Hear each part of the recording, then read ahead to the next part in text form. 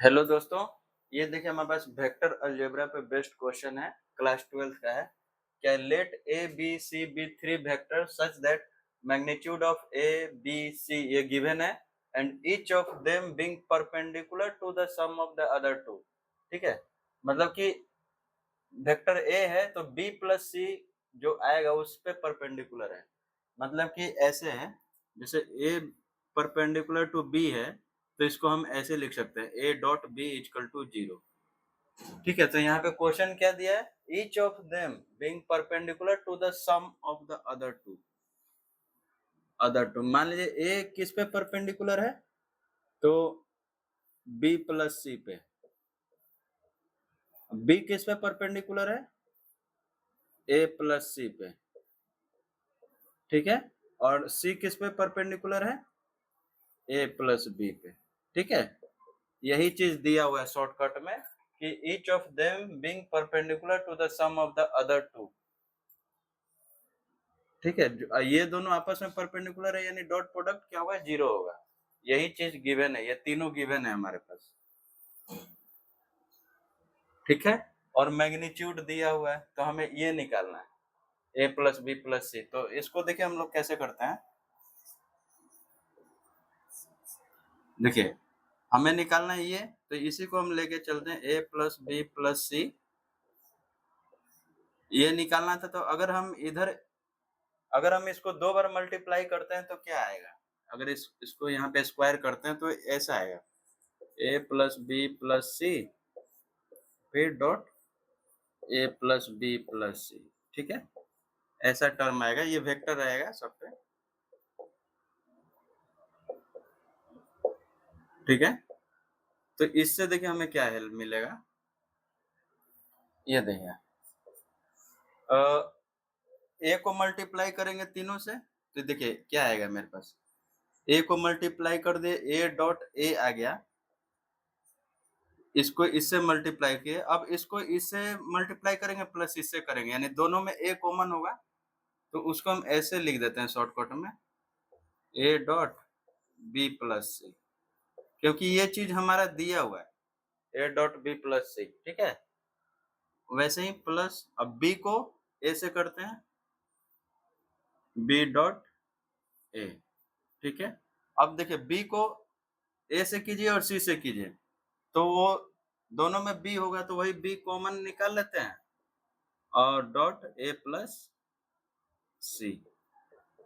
ठीक है, ये बी वाला हो गया, अब सी वाला यहीं पे कर देते हैं।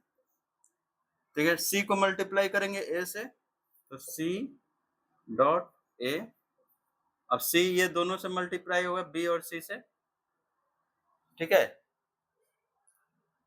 नहीं यहाँ पे हमने गलत किया है, देखिए यहाँ पे ऐसे होगा, सेम वाले को सेम के साथ रखते हैं, जैसे बी को बी से कर लिए तो बी डॉट बी हो जाएगा। ठीक है, अब प्लस, अब बी को और दोनों से करेंगे तो बी कॉमन रहेगा तो ए प्लस सी। देखिए इससे मेरा हेल्प क्या मिलेगा, क्योंकि ये वाला चीज मेरा 0 है, देखिए यहाँ पे B dot A plus C, A dot B plus C. अब वैसे ही सी को सी कैसे कर लीजिए, C dot C plus C dot A plus B, यहीं पे आगे था प्लस में। तो अब देखिए ये भी टर्म मेरा 0 है, 3 टर्म मेरा 0 हो गया। तो इससे देखिए और क्या होगा, तो ए डॉट ए को हम क्या लिख सकते हैं, मैग्नीट्यूड ऑफ ए का होल स्क्वायर। ठीक है, इधर क्या लिख सकते हैं, मैग्नीट्यूड ऑफ बी का होल स्क्वायर और इसको मैग्नीट्यूड ऑफ सी का होल स्क्वायर।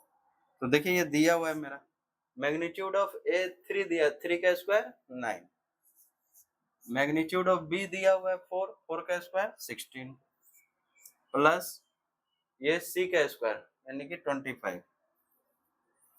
देखिए 9 प्लस 16 25 और 25 प्लस 25 50 हो जाएगा।